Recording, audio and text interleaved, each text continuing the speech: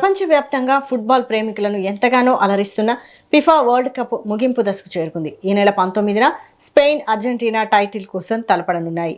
అలాగే జూలై 18న మూడో స్థానం కోసం ఫ్రాన్స్, ఇంగ్లాండ్ పోటీ పడనున్నాయి. ఈ నేపథ్యంలో తెలంగాణ ప్రభుత్వం క్రీడా అభిమానులకు, నగరవాసులకు తీపి కబురు అందించింది. జూలై 18, 19 తేదీల్లో జరిగే అత్యంత కీలకమైన మ్యాచ్ల వీక్షణ కోసం హైదరాబాద్ గ్రేటర్ పరిధిలో బార్ల పని వేళలను పొడిగిస్తూ కీలక నిర్ణయం తీసుకుంది. ఈ మేరకు రెవెన్యూ శాఖ నుంచి గ్రీన్ సిగ్నల్ రావడంతో రాష్ట్ర ఎక్సైజ్ శాఖ కమిషనర్ అధికారిక ఉత్తర్వులు జారీ చేశారు.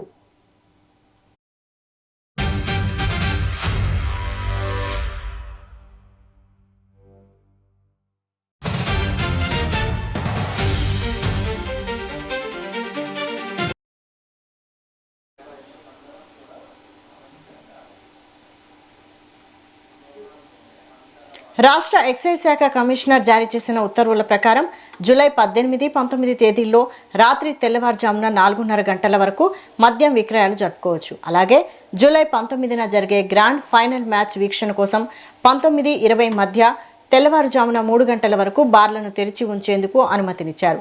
ఈ ప్రత్యేక వెసులుబాటు హైదరాబాద్, సైబరాబాద్, మల్కాజ్గిరి పరిధిలోని లైసెన్స్ పొందిన 2B బార్లు, C1 క్లబ్బులు, TD1, TD2 టూరిజం బార్లు, మైక్రో బ్రోవరీలకు మాత్రమే వర్తిస్తుందని ప్రభుత్వం స్పష్టం చేసింది.